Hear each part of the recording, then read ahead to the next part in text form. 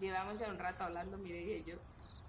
Así que yo voy a dejar que se presente sola lo que hace, un poco lo que le gusta, que dedica el tiempo libre, como decía. O sea, bueno, un poquito a veces. A ver, ¿quién es Mireia? Porque si no, nos vamos a poner aquí a hablar, tú y yo, ¿sabes? A contarnos Sí. cosas, a charlar y a veces se me olvida que esto lo va a escuchar más gente, así que necesitan saber un poco quién eres. Bueno, pues yo soy Mireia Vidal, soy teóloga feminista. Sí, Actualmente de vivo en primeras, ¿no? Edimburgo. O sea, sí de Sí, primeras, hombre, teóloga feminista, ya, o sea, ya está. sí, para que Sin quede claro y nos disimular. Vale, situemos, genial. efectivamente, nos situemos todas y todos donde estamos. Y bueno, ahora mismo estoy en Edimburgo, estoy haciendo un doctorado en orígenes del cristianismo y Nuevo Testamento, que es el área pues, de mi especialización, y también soy profesora de la Facultad SEUD. Ahora medio excedencia, digo medio porque en teoría estoy por excedencia con el doctorado, pero también voy haciendo alguna clase, A ver. así que todavía sigo conectada allí. Y también soy la secretaria de la Asociación de Teólogas Españolas, que es pues a nivel español una organización que engloba pues distintas teólogas que se definen pues por esta marca feminista, ¿no? Por esta identificación con la teología feminista desde distintas perspectivas, desde distintos proyectos, pero nos damos cita a nivel académico pues en la ATE, en la Asociación de Teólogas Españolas. Oye, es súper interesante lo de la Asociación de Teólogas, porque tú siempre me dices que sois dos, ¿no? Sois dos protestantes, que yo sepa, Sí, o sea, ahora no se ha mismo sí. asomado nadie todavía, ¿no? Es complicado, sí, eso es una de mis frustraciones constantes y de mis batallas, ¿no? Sí. Porque bueno, efectivamente, la asociación tiene como alrededor de 55 socias ahora mismo, la mayoría de ellas católicas, solo somos dos protestantes. Sí, Al sí, inicio, sí. cuando yo empecé, solo estaba yo, entonces, bueno, al menos ya hay otra ahora. Y bueno, es interesante, ¿no? Porque siempre te requiere hacer este tipo de negociaciones, ¿no? De cuál es la situación en la Iglesia Católica de las mujeres, que obviamente pues, es conocida por la cuestión sobre todo de el poco acceso que tienen a los sitios de decisión y de autoridad, obviamente no pueden ser ordenadas al ministerio sacerdotal. Entonces, eso es, digamos, lo que más se conoce de la Iglesia Católica, ¿no? Pero Claro. también hay otras problemáticas relacionadas con el género que son muy transversales con el protestantismo, sea del signo del que sea, ¿no? Sí. Entonces, estas negociaciones, diciendo desde el lado protestante, ¿no? Digamos, a la audiencia protestante, oye, que hay mucho en común, ¿no? Y podemos tejer coaliciones de largo alcance. Y al lado católico, diciendo, oye, hay que hablar con otros lenguajes que sean también comprensibles pues, para las iglesias protestantes. Bueno, te sitúan una tensión ahí de traducción, negociación interesante, ¿no? Sí, lo de la traducción. Es que es súper interesante porque, claro, dices, ¿cómo es posible que sea tan común, tan paralelo? Y es cuando empiezas a darte cuenta de que hay muchas cosas muy paralelas que no Sí, estamos tan lejos. Claro, es como no solamente feminista, sino también ecuménica. Yo entiendo los palos que nos pegan por ahí. sí, Te sí, digo de sí. broma, me Bueno, parece adorable y fantástico, pero a ver. es ir a por ellos directamente, a buscar los palos. Sí, Pero bueno, sí. yo creo que es donde hay que hacer el trabajo, ¿no? Es aquí Sí. donde podemos, pues eso, ¿no? Tejer estas alianzas que decía y superar también, pues, esta especie de pasividad, agresividad que tenemos desde el mundo protestante con el católico y el desconocimiento desde el mundo católico hacia el protestantismo, ¿no? Yo creo que esto por necesidad, digamos, Mm, porque hay, como decía, ¿no? muchos contactos entre gente católica y gente protestante, sí. hay que superarlo esto, ¿no? Hay que vincularlo de una forma positiva. Entonces, bueno, Claro. pues si hay palos, bienvenidos sean. Sí, no, es como, bueno, no, ya está, no hay más, hay que aceptarlo, forma parte de la vida. Pero está Efectivamente, es lo curioso. que hay. Te lo tomas como la anécdota, "Ah, pues mira, pues sí me han insultado, pero no, pero sí, es verdad. No, me es súper interesante lo que dices de esto, de que hay muchas más cosas en común, ¿no? Sobre todo en una cultura como la evangélica de España, en la que se nos ha enseñado a ser protestantes desde la oposición al catolicismo. Y luego, claro, vas creciendo, pasan los años, pasan las décadas, cambia un poco la cultura secular en la que nos movemos y nos damos cuenta de que no hay tantísimas diferencias. Hay muchas, son importantes, sí, pero también hay muchos espacios donde convivir, donde hacer cosas en común, ¿no? Y sin embargo, a veces nos da esa sensación de que tenemos que mantener las diferencias, de que tenemos que mantener la distancia. Lo digo porque no he dicho cómo se llama el título de este programa, pero yo le puse este título que me hace mucha gracia porque yo sé que lo he conversado con gente. No tenemos papa, pero sí muchos mini papas, ¿no? Hablando un poco de la tendencia de los protestantes a estar todo el santo día quejándonos de lo mal que lo hacen los católicos y luego replicar las formas. Replicar las manías, replicar los errores, replicar no sé qué, y que, claro, no solamente que nos parezcamos lugares, o sea, está muy bien tener lugares de conexión y de comunión y de conversación en terrenos además que están muy bien, como la teología, como por ejemplo muchos terrenos de obra social, también hay mucha conexión con los católicos, ¿no? Está guay, está bien, pero oye, en las cosas malas la verdad es que pues tendríamos que plantearnos un poquito menos, no sé. Yo solo vengo a hablar de esto, no voy a proponer nada, pero vamos a hablar de esto. ¿No? Sí, es curioso esas cosas, esto que dices, ¿no? De que tenemos como, digamos, la contraparte que nos sirve de referencia para diferenciarnos, ¿no? Y en cambio, pues cogemos las prácticas que es que incluso ellos mismos también, aquellos autores más críticos también rechazan o intentan matizar o intentan construir desde otras formas, ¿no? Por ejemplo, ahora se habla muchísimo de la sinodalidad en la Iglesia Católica, ¿no? Estos procesos de construir iglesia desde horizontes más horizontales, precisamente, a pesar de que ya, obviamente tiene que haber, digamos, una verticalidad, digamos, funcional, ¿no? Hay unas jerarquías funcionales, etcétera, etcétera.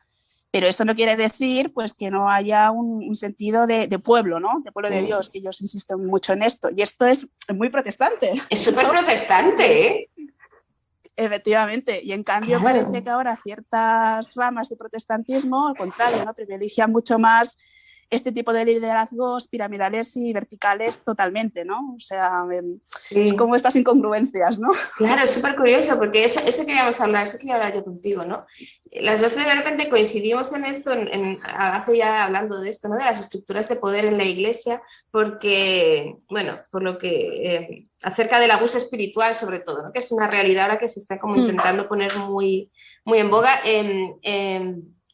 Lo que es el abuso espiritual conectado con todo el resto de abusos que se dan, ¿no? Porque tienen su conexión con el abuso sexual, su conexión con el abuso psicológico, etcétera, etcétera, ¿no? Pensaba, esto de las estructuras de poder que sustentan el abuso, dentro de la Iglesia Católica se conoce bien el fenómeno con el tema de los abusos sexuales, de los... Bueno, de las jerarquías, ¿no? De parte del clero, ¿no? Cómo eso se ha tapado durante años. Y todavía estaba volviendo a ver un documental súper interesante de Netflix que se llama The Keepers, que habla de esto en los años 60, 70 en Estados Unidos. No sé si muy bien era por Baltimore, una ciudad así. Habla de este tema, pero desde la perspectiva católica. Y claro, de repente nos encontramos aquí con que en terreno protestante estamos en la misma situación. No a lo mejor tanto los abusos sexuales, que también, porque esta semana he estado leyendo cosas sobre todo el tema de los abusos que se han dado en la Convención Bautista del Sur, que durante 20 años se han estado tapando sistemáticamente y se movían a los pastores de sitio, todo para que la estructura de poder de la Iglesia no se viera afectada. Y es como, bueno, esto hay que hablarlo, porque es súper curioso. Te quiero decir, cómo se replica el sistema, se replica la estructura y te dices, se supone que esto es algo que se hace aprovechando huecos, o sea, para hacer el mal, pero no, resulta que hay una estructura que favorece ese mal, es súper, no sé, me llama mucho la atención, no sé qué piensas tú. Sí, efectivamente, el abuso espiritual, bueno, pues una de sus, digamos, marcas connotativas diferenciales principales es que la espiritualidad o el ámbito eclesial, en este caso, es tanto el espacio como el instrumento por el cual se perpetúa el abuso, ¿no? Claro. Entonces, para que entendamos un poco, el abuso espiritual se define como la coerción o el control de un individuo sobre otro en un contexto eclesial. Y esto pues, puede implicar manipulación, explotación, la obligación de rendir cuentas a la persona que está ejerciendo este abuso de poder, porque obviamente es una relación abusiva de poder. También implica la presión a conformarse a las prácticas del grupo, tal como el pastor o el líder o la persona que está, digamos, al frente de la comunidad pues las interpreta y las entiende. Y sobre todo hay muchísima captación, digamos, de los recursos protestantes por excelencia, en cierto sentido, ¿no? Que uno es el uso de la Biblia, ¿no? De la interpretación de la Biblia, y el otro del púlpito, ¿no? Entonces, esto es lo que diferencia en particular el abuso espiritual de otras formas de abuso psicológico, en el sentido de que el abuso emocional psicológico que se perpetúa en el contexto eclesial pues tira mucho del uso de la Biblia y del mal uso del púlpito, ¿no? Es como que se capta a Dios, ¿no? Para justificar pues aquellas teologías, aquellas prácticas, etcétera, etcétera, pues que la persona que abusa impone sobre la congregación o sobre ciertas personas que no se conforman en la comunidad o la congregación. Sí, bueno, eso de que no se conforman, tengo mis dudas, porque a mí me está suponiendo un problema entender este proceso de qué es realmente el abuso espiritual. Y he estado hablando con gente que incluso a nivel, en otros países están intentando mover el tema para convertirlo incluso en parte de, o sea, hacer leyes sobre esto, regularlo legalmente. Claro, es donde luego dices, bueno, la injerencia entre la iglesia y el Estado y tal, sí, todo eso. Sí, ¿cómo todo eso de fondo, sí, genial. No, ese es otro tema. Pero me refiero al hecho de que es una realidad tan real, o sea, está ocurriendo tantísimo y con tanta asiduidad que llega un momento en que dices, oye, esto habría que regularlo, esto habría que poner un protocolo, aunque sea, o hablar de esto, porque yo al menos me está pasando en los últimos meses que no dejo de encontrarme con gente que de una manera o de otra se ha visto envuelta en algún tipo de abuso espiritual, lo que tú dices, de una manera o de otra, desde cualquiera de las intersecciones, ¿no? O ese típico abuso en sí, ¿no? De está el pastor en su púlpito, está el pastor con su Biblia en la mano y él es el que dice lo que hay que hacer y absolutamente nadie puede rechistarle. Dan miedo, no sé cómo pensarlo. O sea, da miedo ver cómo hay pocos estudios, pero los pocos estudios que hay lo tienen muy relacionado con personalidades y tipos de trastorno narcisistas y cómo esta estructura deja paso a que esa gente que no está bien de la cabeza o que debería hacérselo mirar un poquito, no sé cómo decirlo de una manera educada,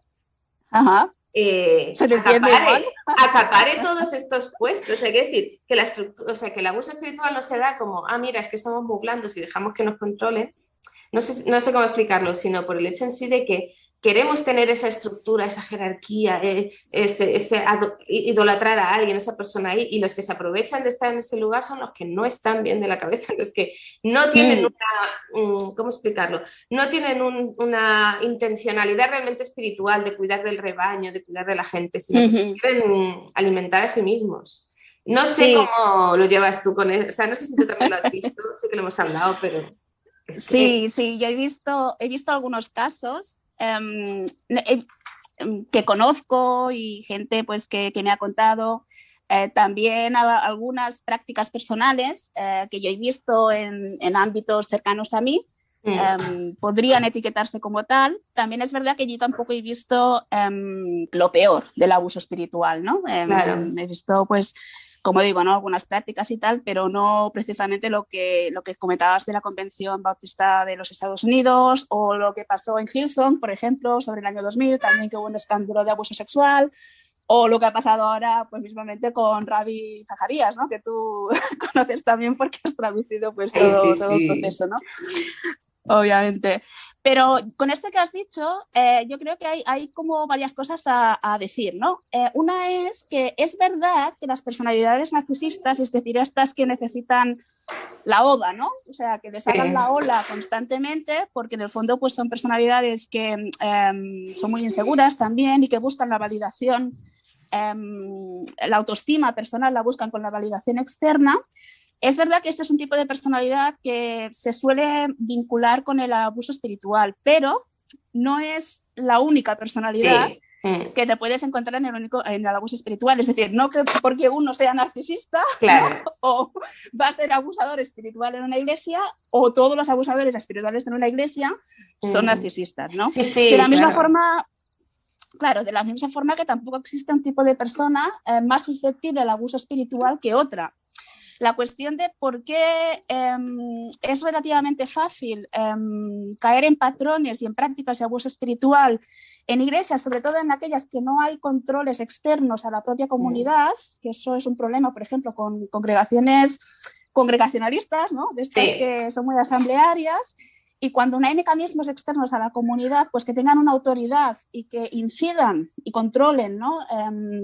La práctica ministerial que se está desarrollando ahí, pues es muy difícil identificar, ¿no? Este tipo de abusos. Pero de todas formas también lo que quería decir es que el abuso espiritual es fácil que se dé porque el espacio eclesial es el sitio donde en realidad nos mostramos vulnerables, ¿no? Claro. Es el sitio que vamos a buscar seguridad, que vamos a buscar confort. Ya entras, digamos, con la buena intención. Sí, ¿no? sí, sí. Así. O sea, a ti mismo ya te lo dejas un poco en casa, al menos inicialmente. Luego ya cada uno en su itinerario personal pues ya encuentra lo que encuentra, ¿no? Sí. Pero claro, es un espacio en el que nos mostramos como somos, ¿no? Y porque es allí donde recogemos pues aspectos normativos y formativos de nuestra personalidad, ¿no? Somos cristianos, esto se traduce en una práctica y eso se integra pues en nuestro, digamos, en nuestro núcleo moral, afectivo, etcétera, etcétera, ¿no? Entonces, claro, es como que yo desconfío de mi casa, ¿no? Y eso es como que no... Es muy difícil. Es una disonancia cognitiva. Claro, porque tú no estás... O sea, lo que... En cierto modo, el problema del abuso espiritual es que el propio abusado lo valida durante un tiempo hasta que eso le empieza a crear problemas a nivel psicológico, a nivel emocional muy grandes. Y entonces, yo hasta donde he visto muchas veces, el último lugar en el que miras de dónde surge el conflicto es precisamente en eso, ¿no? En tu iglesia, en tu entorno cercano, porque dices, ¿cómo va a ser ahí? ¿Cómo va a ser esto lo que me está causando problemas? No siempre pasa, pero sí, claro, sí, es lo que dices. A rechazarlo. Claro, dices, no, pero esto está bien, ¿no? Pero claro, ha habido... Yo creo que hay muchos niveles de este tipo de abuso espiritual. Hay sistemas de abuso espiritual, que es lo que tú dices, no todo el mundo es narcisista, sencillamente entran en ese sistema, siempre se han hecho las cosas así, pues ya lo aprendes y tú formas parte de ese sistema en el que todos nos tratamos de esa manera, en el que todos imponemos ciertas formas que muchas veces no respetan a la propia persona, y sobre todo en el tema de la mujer se nota mucho. Es curioso, ¿no? Sí. El abuso espiritual, o sea, hay un abuso espiritual que es para todo el mundo, que es indiscriminado, ¿no? En ese sentido, pero hay un abuso espiritual que es muy particular de cómo la mujer debe ser, de cómo la mujer debe hacer, que anula completamente la psicología de la persona, de su personalidad, de su particularidad, ¿no? Y como que lo va metiendo ahí. Y que para mí está muy dentro del sistema, y que el mayor problema es que nosotros mismos, lo que tú dices, nosotros mismos nos metemos dentro de eso por vulnerables, por intentar buscar consuelo, por no darnos cuenta, pero pasa muchas veces con cualquier tipo de relación de maltrato. Al final nos hemos metido nosotros un poco porque en algún momento eso nos ha dado cierta seguridad, que es lo raro, ¿no? Que dices. Y ahí es donde surge el tema de los mini papas, ¿no? De decir, es que eres tú mismo el que ha llegado un momento en que has dicho, todo lo que diga este señor va a misa. Sé que está mal la expresión, pero sí, me lo creo, ¿no? Claro, hasta que dices, pero es que como le siga escuchando me va a acabar destrozando vivo. Pienso mucho en lo que has hablado, ¿no? En este caso como el de Ravi Zacarías, que es bastante obvio, una vez que ya se sabe todo, y no se sabe todo, pero es muy obvio, ¿no? Cómo ha funcionado el sistema, y creo que deberíamos tener la capacidad de analizarlo un poco fríamente. No sé muy bien, pero sí, claro. Tengo esa duda yo. Sí. Tienes razón. Al final el abuso se perpetúa en el sistema y nosotros somos el sistema, claro. ¿no? En cierta medida. Eso es lo que cuando me comentabas, bueno, pero es que de la conformación no lo tengo claro. Claro, la cuestión es que uno se da cuenta de que está cayendo en patrones de abuso espiritual, o incluso los está practicando uno mismo, cuando empieza a distanciarse, ¿no? Es decir, el abuso no se identifica hasta que dejas de conformarte, en el sentido de que empiezas a levantar dudas y preguntas sobre lo que te están diciendo, pues que eso es la palabra de Dios o la voluntad de Dios, o el Señor me ha dicho, ¿no? Que esa es la tremenda frase, ¿no? El Señor me ha dicho, que es una de las muletillas perfectas pues para perpetuar el abuso espiritual, ¿no? Entonces, ¿qué pasa? Que es que no es solo una cuestión de la persona que está abusando, que no tiene por qué ser necesariamente el pastor, suele ser una persona que está en una posición de liderazgo, eso sí, pero también una persona que puede tener, digamos, una ascendencia dentro de la comunidad por su, digamos, veteranía, por su edad, por la experiencia que se le reconoce, etcétera, etcétera, ¿no? Entonces, no solo hay un solo tipo de abusador tampoco, ¿no? En el abuso espiritual, sí. pero claro, pero lo que ocurre es que en la medida en que se entra en esta dinámica que se incentiva desde la persona que se está abusando, la propia comunidad participa porque, por ejemplo, guarda silencio, aprende a que cuando uno dice algo, enseguida hay un movimiento, digamos, de crítica o de descrédito dirigido a esta persona, con lo cual al final uno decide, pues mejor callarse, ¿no? Porque de esto, si hablamos, la liamos. Incluso otras personas pueden decirte a ti cuando quieres pues cuestionar aquello y decirte, mira, esto mejor te lo callas porque si no, pues la liamos parda, ¿no? Claro. Este tipo de digamos, de concesiones perpetúan también pues la estructura del abuso espiritual y es así como se convierte eso en sistémica, ¿no? No solo en la práctica de una persona, sino en este torbellino sistémico, ¿no? Claro, es súper interesante, porque claro, el tema del evangelio en sí, en general, es que sí, que tú eres una comunidad, pero eres una persona dentro de una comunidad, ¿no? Entonces tú formas parte de una comunidad, pero no dejas de ser persona dentro de eso. Y la idea, yo creo, final del evangelio es hacerte ser la mejor persona que tú puedes ser, que la mejor versión siempre es en esa conexión con Dios, con lo divino, ¿no? Dentro, y se vive en comunidad, ¿no? Y claro, que de ahí mismo es de donde surja la perversión total, porque lo que decía, es que es muy chocante, porque lo que decías, ¿no? Nosotros no somos el sistema, nosotros no queremos, entonces cuando una persona empieza a estar incómoda dentro de esa comunidad, se prefiere proteger al sistema antes que proteger a la persona que está sufriendo. Y ahí es donde surge el no, mejor no hables, mejor te lo callas, o esas versiones un poco más agresivas de esto te lo estás inventando tú, son imaginaciones tuyas, eres tú que estás descontento, ¿no? Etcétera, etcétera. Y que de ahí mismo, de ese proteger al sistema, es de donde surge pues todo eso que hablábamos, ¿no? De cómo se ha podido, por ejemplo, el caso este del gran Zacarías, que claro, se ha hablado mucho de él, ¿no? ¿Cómo ha podido este señor durante tantísimas décadas mantener un sistema de abusos seriales, como decían hoy, ¿no? Abusos como asesinatos en serie, pues abusos en serie, sin tenerle que rendir cuentas a nadie, porque él era el sistema y se protegía el sistema por encima de todo, ¿no? Y yo creo que es ahí donde podemos hacer la reflexión, ¿no? De decir, no se puede poner el sistema, sea el que sea la jerarquía, sea la iglesia, sea la denominación, no sé cómo explicarlo, ¿no? O sea, el sistema puede ser muchas cosas diferentes, pero esa es la parte más problemática, ¿no? El decir, sabemos que nos da cierta seguridad estar dentro de ese sistema, pero no lo podemos poner encima de las personas. Y creo que es un problema que está surgiendo mucho en el momento actual que estamos viviendo, porque también se está poniendo muy en cuestión lo que es la estructura en sí de la iglesia, lo que es la institución, ¿no? Conecta con lo que decías de las teólogas cristianas, ¿no? Resulta que ahora hay teólogas, sobre todo católicas, que dicen qué cosa más rara, ¿no? Pero claro, ahora hay un momento en el que pueden surgir esas voces, pero solamente surgen porque hay cierta capacidad de poner en duda lo que es la institución, ¿no? O al menos algunas formas de la institución. Creo que es bueno. Y que nos debería hacer reflexionar en eso, en decir, oye, ¿a quién estamos idolatrando? Oye, me comentabas algo de Hillsong de principios de los años 2000. Sí, pero es que yo no he dejado de escuchar escándalos con lo de Hillsong. Yo ya no sé a cuál te refieres. Porque hace nada también hubo un pastor que, yo qué sé, que se había liado con no sé quién y que había dejado a su mujer, una cosa así.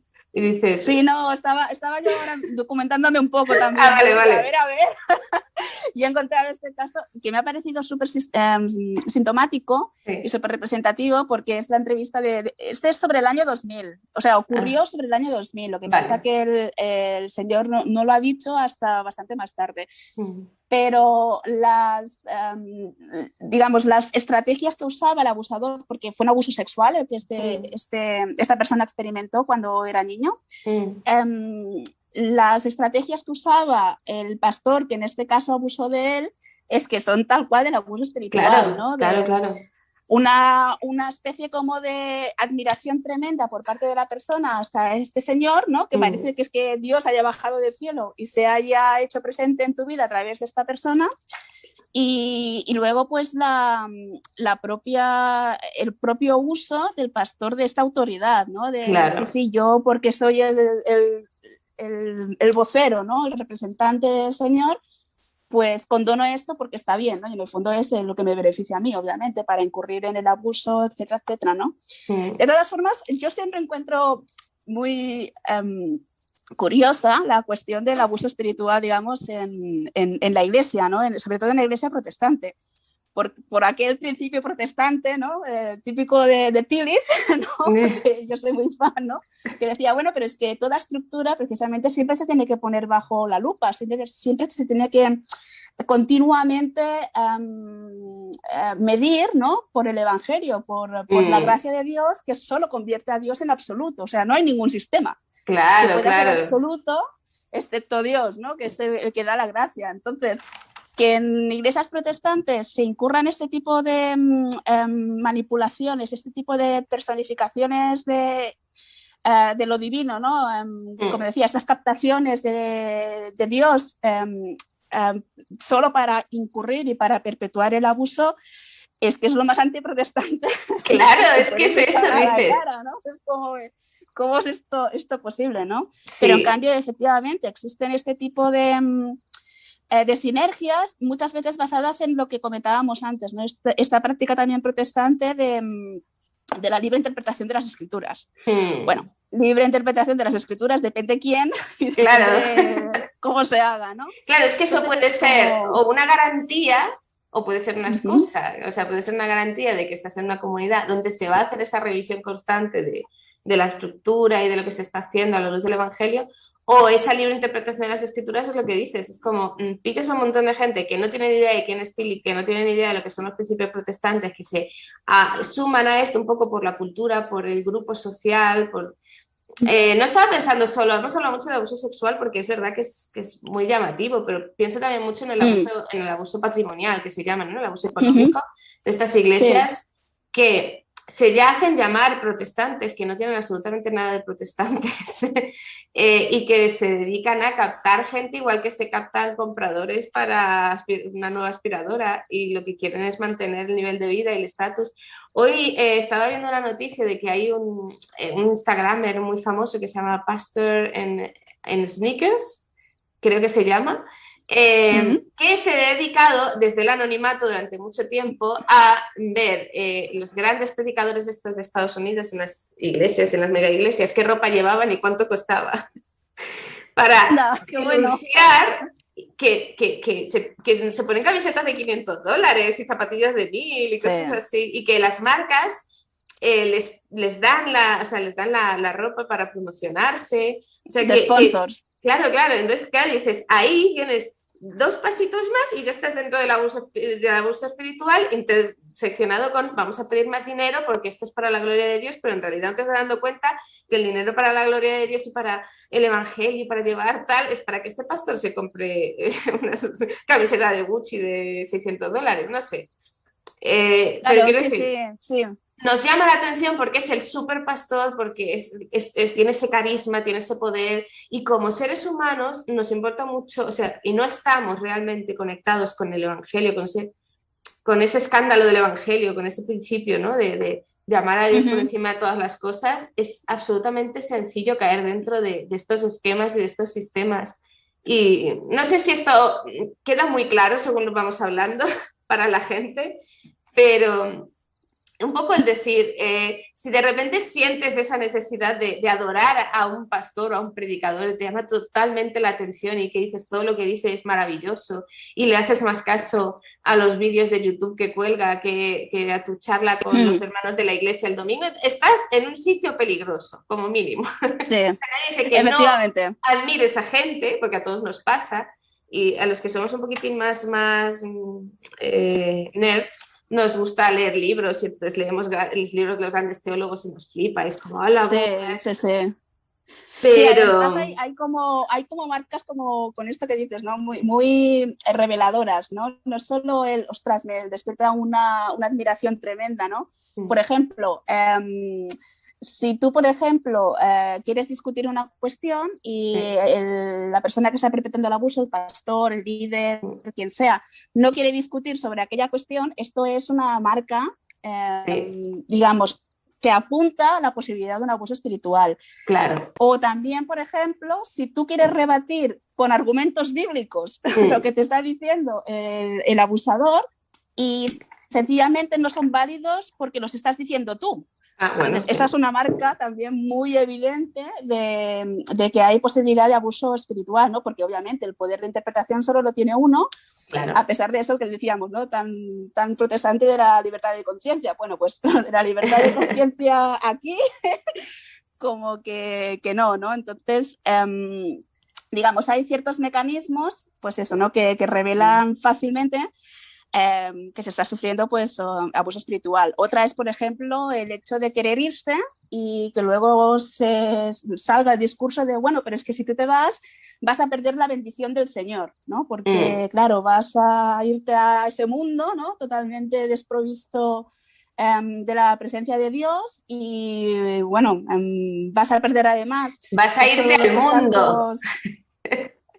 La gran frase que se te vas al mundo, como si... Te vas al mundo, esa disyuntiva mundo-iglesia, ¿no? Que yo personalmente tampoco, bueno, no la comparto obviamente, pero es que además me parece como una contradicción de términos, pero... Claro, pero bueno. Es que yo creo que hemos estado, es que es verdad, ¿no? Lo que vas diciendo de las señales, yo creo que todos hemos estado en algún momento, los que, bueno, yo hablaba en el otro podcast, seguramente lo repetiré en todos los podcasts porque lo digo mucho, los cristianos viejos, que era lo que se les decía a los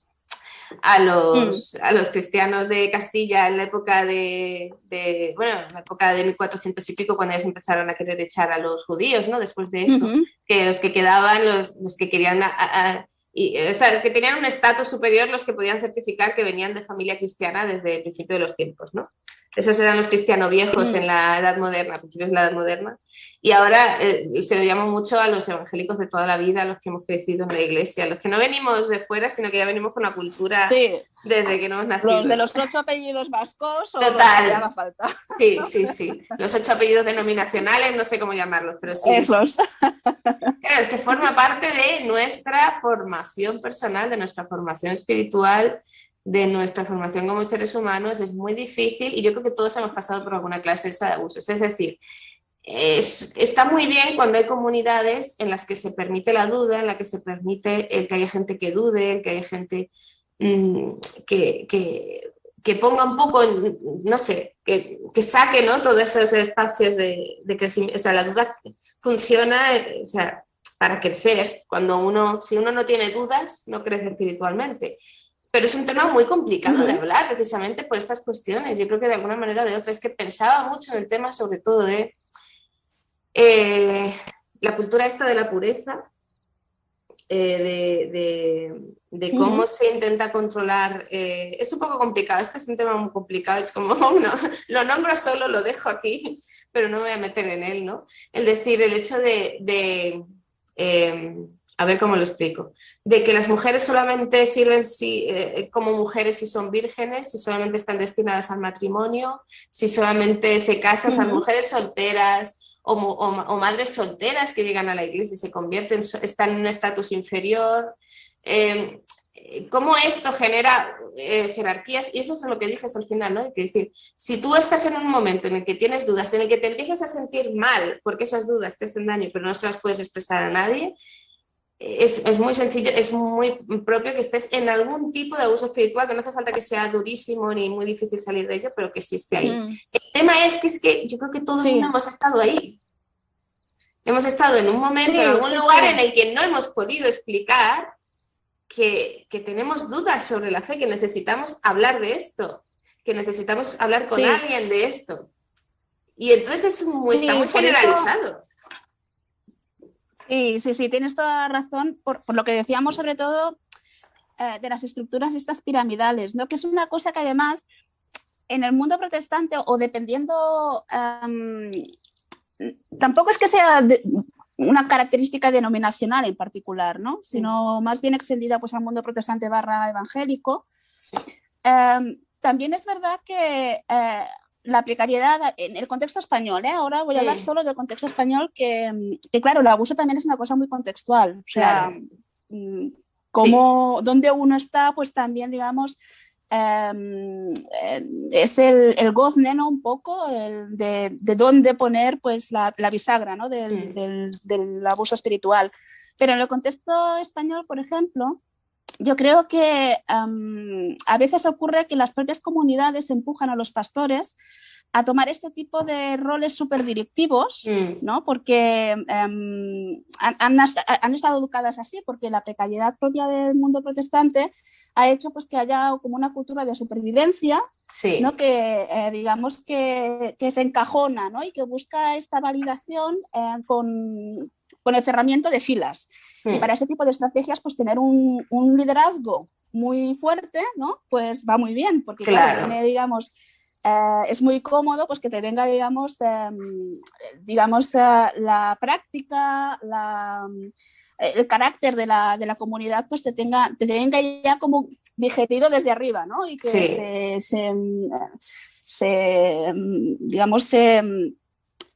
sobre todo se agrande ese carácter, ¿no? A través de la figura del pastor. Entonces, las iglesias protestantes españolas tienden a veces a este tipo de roles. También es verdad que hay cuestiones denominacionales. Las iglesias carismáticas, por ejemplo, tienden también a este tipo de roles donde los pastores tienen pues grandes espacios de autoridad, ¿no? Porque se les reconoce, ¿no? Entonces, por un lado está, digamos, este tipo de prácticas estructurales, ¿no? que están en juego, digamos, las condiciones de posibilidad, digamos, que hacen posible que el abuso espiritual pues, se pueda desarrollar, ¿no? Por eso es súper importante tener espacios de lo que se llaman comunidades hermenéuticas o hermenéuticas comunitarias. Es decir, que no solo el poder de interpretación o la autoridad interpretativa de la palabra esté situada y arraigada en ciertas personas, sino que existan espacios propios de diálogo, debate, de expresión, de exposición, como dices tú, de manifestación de dudas dentro del propio seno de la comunidad, ¿no? En la medida que existen estos espacios, yo creo, no es que sean antídoto de abuso espiritual, porque una comunidad también es fácilmente manipulable, dices, ¿no? En sí misma. Pero sí que es verdad que se dan espacios, se asumen ya espacios estructuralmente estables de, digamos, disensión o de disputa o de debate, ¿no? Que eso es muy bueno, ¿no? Porque es que es muy sano, necesitas este espacio de...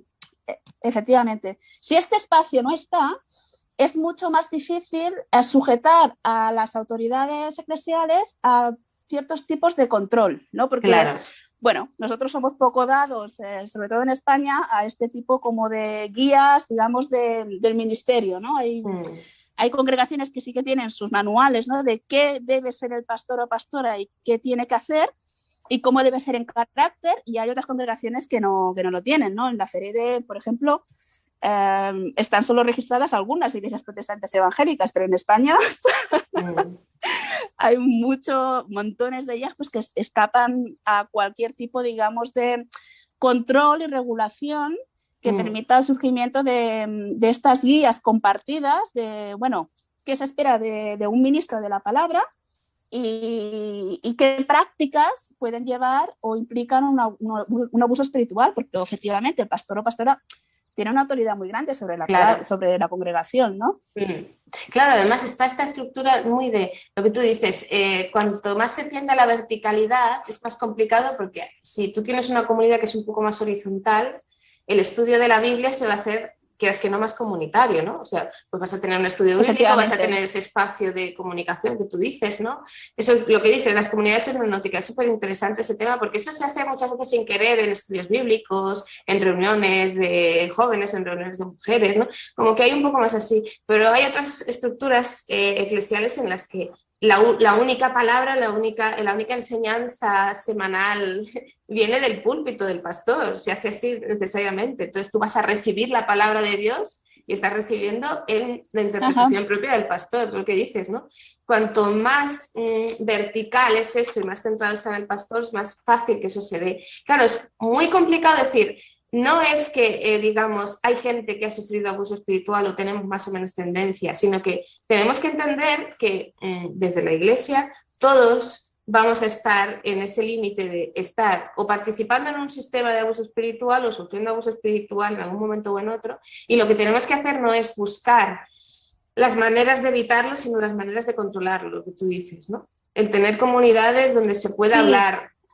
Siempre va a surgir, ese peligro siempre va a surgir, porque nosotros mismos somos el sistema.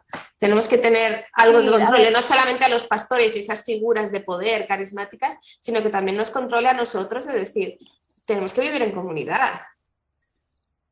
Sí, pero la clave en todo esto yo creo que son tener claros sistemas de rendición de cuentas. Sí. Se necesitan protocolos claros para esto, ¿no? Que haya guías claras de qué se espera de cada persona, tanto como pastor o como miembro del consejo de diáconos, ancianos, etcétera, etcétera, o sobre las personas que están involucradas en los ministerios de docencia en la escuela dominical, por ejemplo. Es decir, tiene que haber una claridad de protocolo, ¿no? Y que todo el mundo tenga claro qué constituye y qué no constituye abuso espiritual. Claro. Entonces, esto que dices de que en algunos momentos todos hemos sufrido abuso espiritual, bueno, no lo sé. Yo creo que esta es una lectura muy personal tuya. Yo estoy muy radical, yo sí. Yo es como, no puede ser. Hay iglesias... en un momento muy sensible en el que tengo a mucha gente alrededor que o sea, a diferentes niveles, ¿no? O sea, no todos han sufrido grandes abusos que les han dejado súper traumatizados, pero cuando se habla del tema todo el mundo tiene algo que comentar. Pues a mí, mira, me pasó esto, yo estaba no sé qué. O sea, es como... Yo ahora es posible que sí lo vea muy generalizado y que no lo sea. No digo que no, te escucho, pero es posible que sea yo. Sí, no. A ver, yo creo que sí, que igual, digamos, hay un impulso personal ahí, pues que te lo hace manifestar así, ¿no? Pero sí. Es verdad que el abuso espiritual está más presente de lo que pensamos, porque esto pasa como cualquier tipo de abuso, como el de la violencia doméstica, por ejemplo, ¿no? Que es algo muy parecido en cierta medida al abuso espiritual, pues porque se produce en este ambiente, digamos, de afectividad, ¿no? Este espacio de seguro, ¿no? En mi casa, que en este caso es la casa de la iglesia, ¿no? Claro, ocurre que a veces no lo ves hasta que está ya tan interiorizado, que al final pues es evidente lo que está sucediendo porque estás ya por los suelos, ¿no? O sea, claro. el daño que se te ha hecho es tan tremendo que obviamente pues hay signos de depresión, signos de ansiedad, etcétera, etcétera, ¿no? Que son estos tipos de marcas del abuso psicológico, pues también se dan en este caso, ¿no? Entonces, yo creo que sí que es bueno ser conscientes de que efectivamente se pueden dar prácticas de abuso espiritual a pesar de que las propias iglesias a veces no las identifican y además incluso a veces las justifican en el sentido de es que esto era por tu bien, ¿no? Claro, o sea, bueno, eso es lo que dicen todos los maltratadores. Efectivamente, pero claro, hay un grado de intencionalidad, ¿no? También, es decir, para algunos realmente, honestamente, pensaban que esto era por tu bien.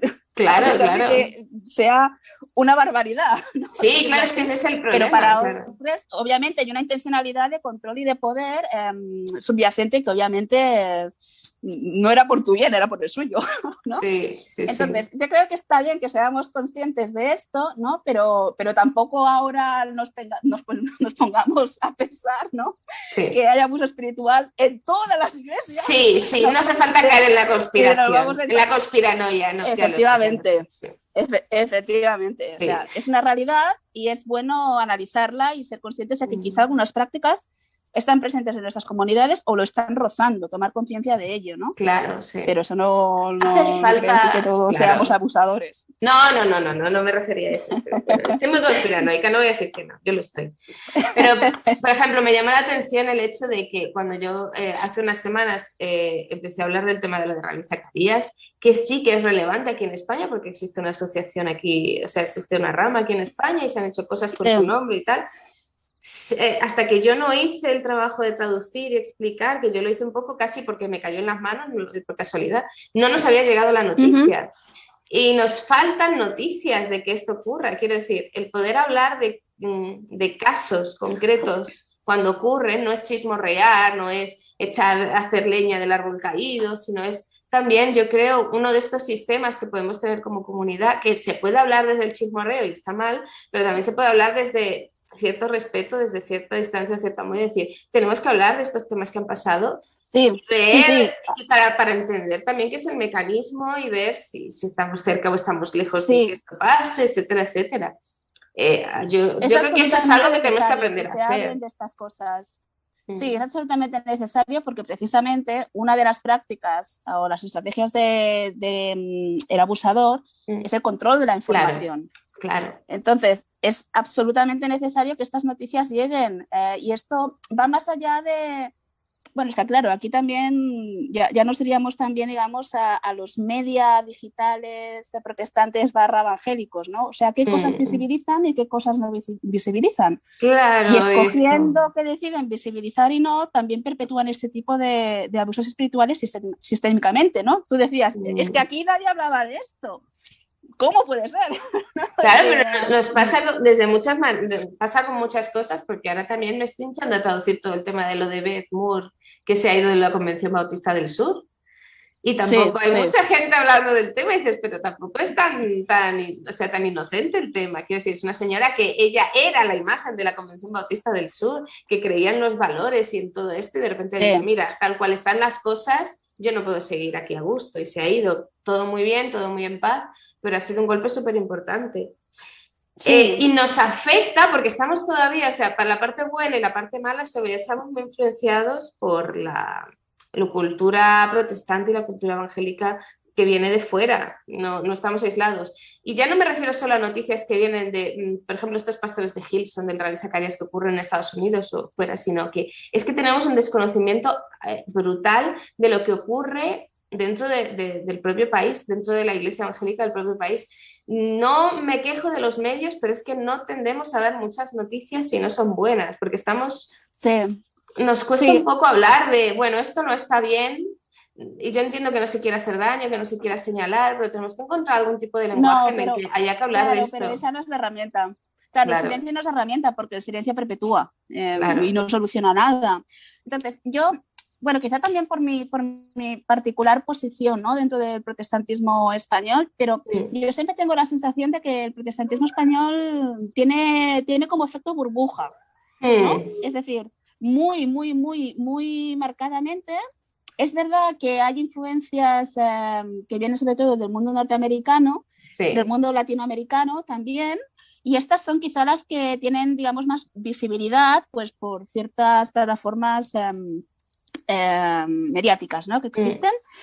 Pero más allá de esto, siempre tengo la impresión de que el mundo protestante va mucho a su rollo en España. Es decir, que es una cosa como que tampoco tiene especial vinculación con, por ejemplo, con otras denominaciones a nivel nacional, ¿no?, con otras alianzas a nivel internacional, ¿no?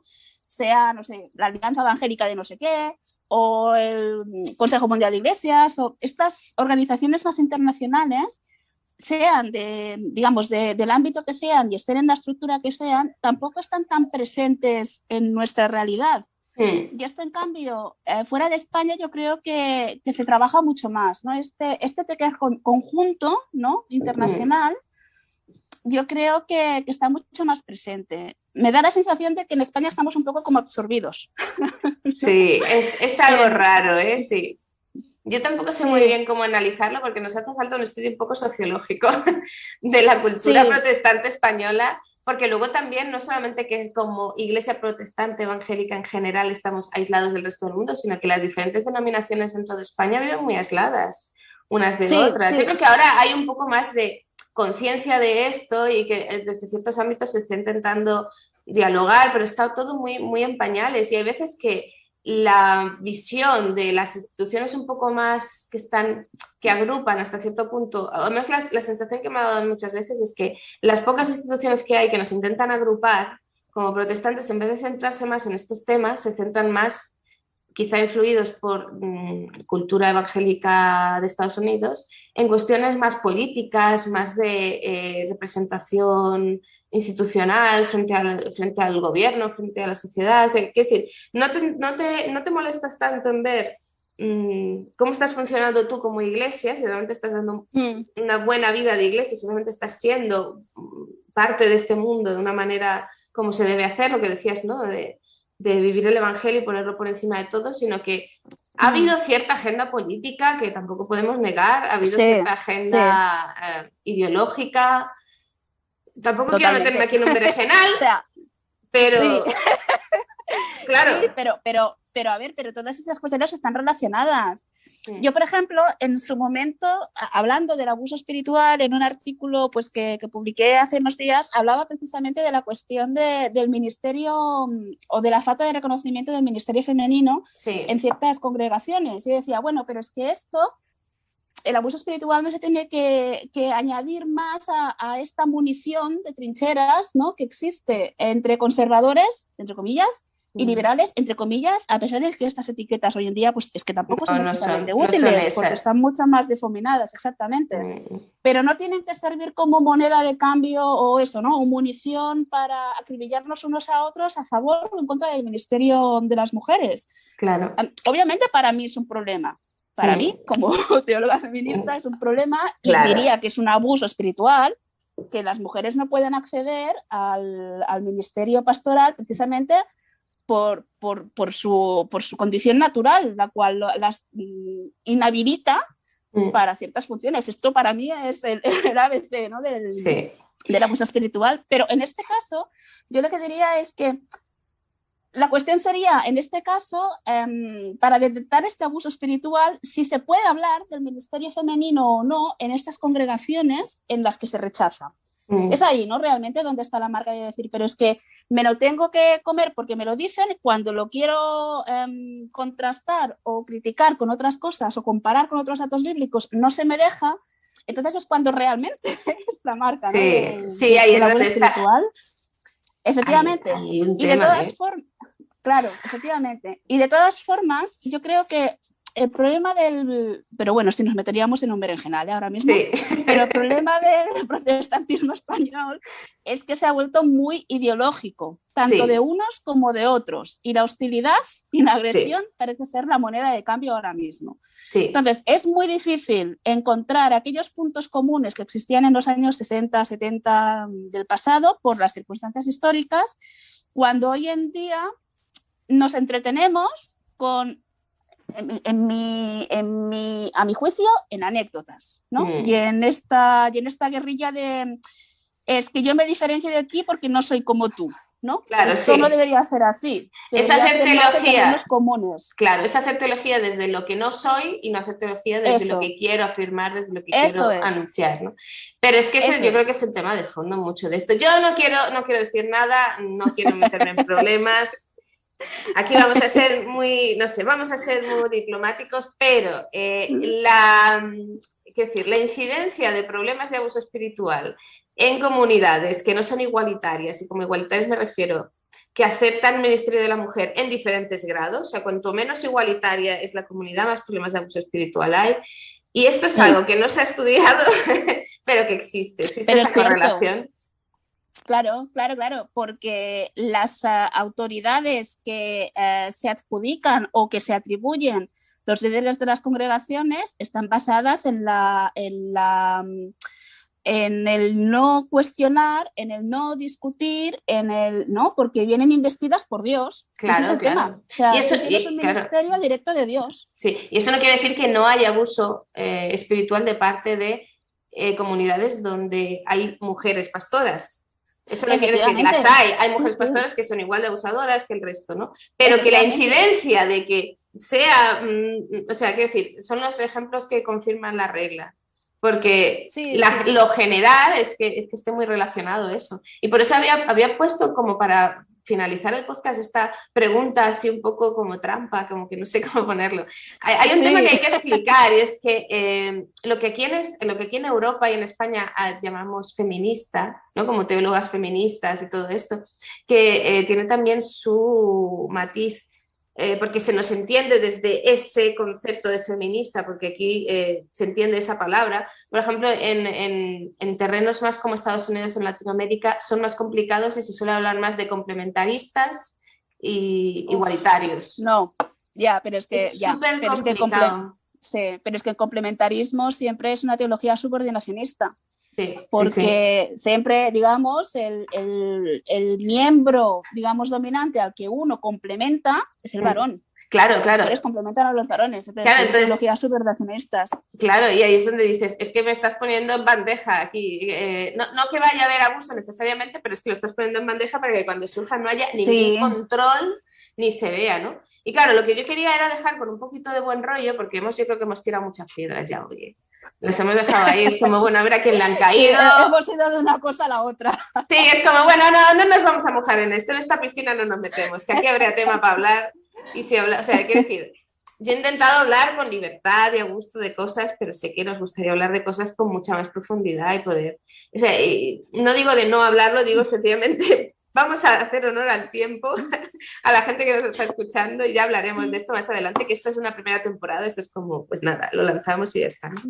Pero sí quería hablar un poco de tu experiencia dentro de comunidades que son igualitarias en ese sentido, por eso decía lo de igualitarios y lo de complementaristas, ¿no? Que sí dejan a la mujer tener sus ministerios en la medida en la que se sienten cómodas, no tiene por qué ser necesariamente ministerio pastoral únicamente, ¿no? Hay muchos ministerios, ¿no?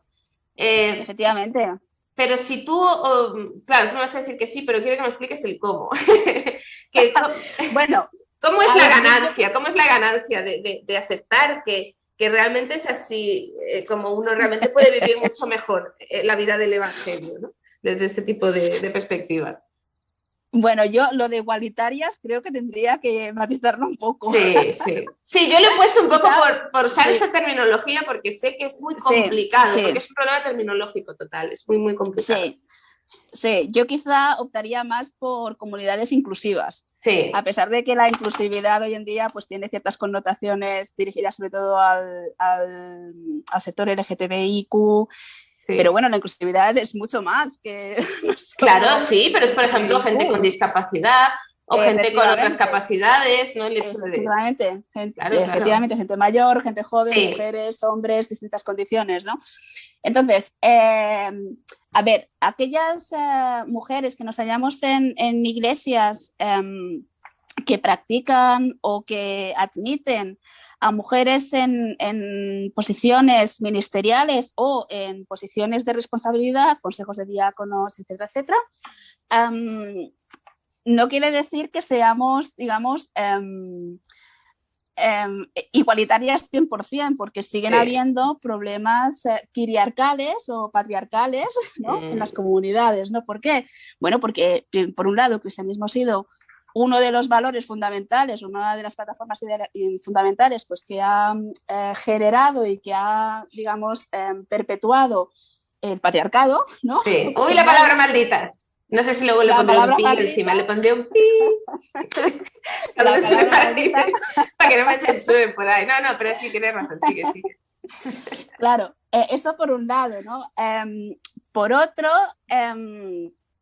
bueno, la iglesia sigue siendo parte de la sociedad.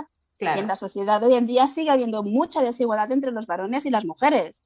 Entonces, no es que las mujeres no podamos acceder a estas posiciones de responsabilidad, es que tenemos muchas más dificultades en acceder. Tenemos muchos más techos de cristal, ¿no? Que se dice típicamente. Tenemos otro tipo, digamos, de responsabilidades que se nos asignan, como por ejemplo la responsabilidad del cuidado. Sí. Que, por ejemplo, no te deja estudiar para poder sacarte el grado de teología y para poder ejercer el pastorado, por ejemplo. Entonces, ¿no? Típico que la pareja de pastores pues siempre sea él el que acabe teniendo pues, el llamado o la instalación pastoral o la ordenación pastoral, bueno, pues porque se han tenido que organizar de esta forma, ¿no? Entonces, claro, siguen habiendo todavía muchas dificultades para que las mujeres estén a la par con los varones, ¿no? A pesar de que hay políticas dirigidas a eso. Por ejemplo, la cuestión de las cuotas, ¿no? Que a veces uno protesta mucho o algunos protestan mucho de no, es que las cuotas no pueden ser porque son desiguales, entonces ¿por qué las mujeres tienen que tener más cuotas? Bueno, porque es necesario que ellas también puedan acceder a estos lugares de representación, porque a veces lo que pasa incluso en las iglesias es que por costumbre, ¿no?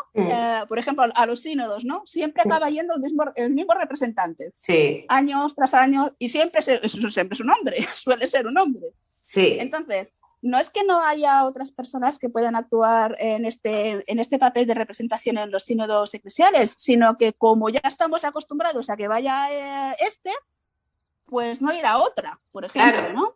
Claro, desde un punto de vista, yo lo entiendo más de una iglesia que funciona o que quiere funcionar en base a lo que perciben como los dones del Espíritu Santo. Cada persona tiene su capacidad. Es verdad que aunque haya dos personas, un hombre y una mujer, que tengan la misma capacidad y que la iglesia reconozca su misma capacidad para hacer alguna cosa y entiendan que eso es un don de Dios, tienen más tendencia a dárselo al hombre porque va a tener más tiempo libre para hacerlo.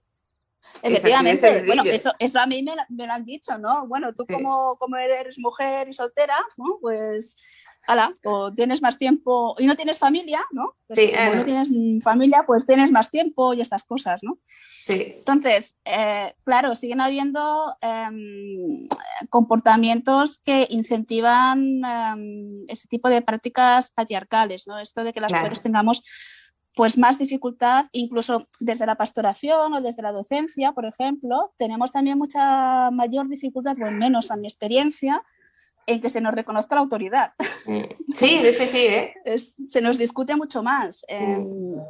Entonces, cuando tú intentas, digamos, visibilizar esta autoridad, entonces enseguida el varón normalmente, ¿no? Que es el que tienes enfrente, se siente agredido. Sí. No, sí, personas como tú y yo que somos muy de subirnos las mangas y venga, tirando para adelante, o sea, muy de arrojarnos así, no sé cómo se llamaría la palabra, pero muy para adelante. Se nos suele identificar con personas mandonas, con actitudes desagradables, como que somos mental, ¿no? Que luego no tiene nada que ver con cómo somos, sino que sencillamente tenemos esa capacidad de organizar y es bueno para todos, pero como eres mujer se pone en duda. Y al revés, cuando ven a un hombre que no tiene esa capacidad de organizar, que no tiene ese dote de autoridad, sino que es una persona que a lo mejor tiende más al cuidado, a la ternura o a estar en otras posiciones menos de liderazgo y más de atención, ¿no? Que los hay, que hay muchos que son así, también se les critica porque no están cumpliendo con su labor. Es así. Sí, efectivamente. Es algo que tenemos que irnos mirando poco a poco e irnos quitando, igual que un mal pensamiento, ¿no? Igual que uno aprende cuando está con ansiedad, con depresión, que la terapia conductual, de cada vez que tengas ese mal pensamiento tienes que sustituirlo por el otro que es positivo, darte cuenta de que estás pensando esto y cambiarlo por lo que debe ser. Yo creo que sí que deberíamos hacer eso en las iglesias también. Y lo que dices es muy interesante, ¿no? No igualitario, pues igualitario un poco por el concepto, ¿no? Pero es verdad lo que dices, la palabra es inclusivo. En todos los ámbitos, en todos los sentidos. Sí, efectivamente. Yo creo que va más bien por ahí la cosa, porque efectivamente hay muchísimas desigualdades en las sociedades. La cuestión es que obviamente las experimentamos integralmente, ¿no? Porque somos mujeres, somos pues heterosexuales, homosexuales, etcétera, ¿no? Hay muchas etiquetas y muchas identidades pues que nos conforman, ¿no? Entonces, en este caso, en el sentido que tú le querías dar, yo creo que inclusividad es como más pedagógico, e incluso también apela mucho más a las responsabilidades personales, creo yo, ¿no? Por ejemplo, también hay dificultades cuando a las mujeres se las llama o se les propone ejercer cargos de autoridad o responsabilidad en las iglesias, ellas mismas son las que los rechazan, porque no, yo esto no sé cómo va, yo esto no sé cómo hacerlo. Esto es un problema patriarcal también, ¿no? Porque a pesar de no estar en iglesias que practican o predican, digamos, la no participación de las mujeres en el ministerio pastoral, sin embargo, sí tenemos metida en la cabeza esta idea de que nosotras no somos tan válidas. Entonces, eso hay que romperlo. Y eso todavía ocurre pues, en congregaciones que teológicamente si se inclinan pues por esta práctica más igualitaria e inclusiva, ¿no? Sí, otro día quedaremos para hablar de eso, pero otro día ya, porque esto ya se nos está quedando muy largo. Pero sí. Yo sí veo la relación entre todo lo que hemos hablado hoy, así un poco más a modo de conclusión, veo mucho la relación, el hecho de decir, hacer comunidades que sean inclusivas, especialmente pensando en la mujer, pero en todo lo demás, en todas las diferencias que somos cada uno, hace que esta tentación a idolatrar al pastor, a idolatrar al líder, a que tenga la razón y que eso se aproveche para el abuso de poder, para el abuso espiritual, tiende a disminuir, no que lo quitemos de encima, pero tiende a disminuir. Y creo que me has convencido un poco con lo del abuso espiritual, un poco solo. Es posible que no lo estemos viviendo todos, que sea más cosa mía, que lo veo en todas partes, pero sí, cuando lo dices así, dices, sí, yo también he vivido esos entornos de iglesia en los que somos todos responsables unos de otros, ¿no? Los que la comunidad tiene esa parte buena. Y es verdad que ese peligro no es tan evidente, no está ahí tan casi a punto. Está, pero se puede controlar mejor, ¿no? Está muy guay poder verlo así. La verdad es que me ha gustado mucho la conversación. Bueno. Muy bien, fenomenal. ¿Algo tú a modo de conclusión?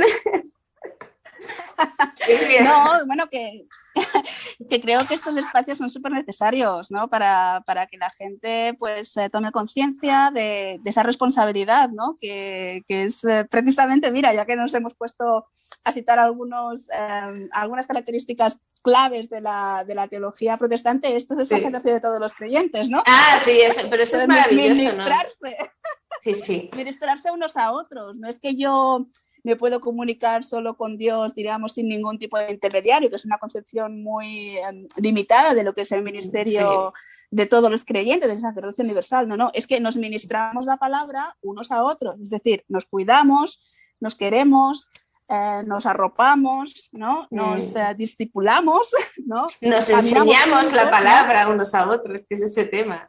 Que a veces yo he tenido momentos de mayor revelación de parte de Dios, hablando con alguien, hablando de lo que nos está pasando o en una reunión o tal, que escuchando un sermón. Y a mí me ha pasado más veces, con todos los perdones, sé que los sermones y la palabra es importante, pero creo que tendemos a darle una importancia al púlpito que deberíamos empezar a quitárnosla de encima.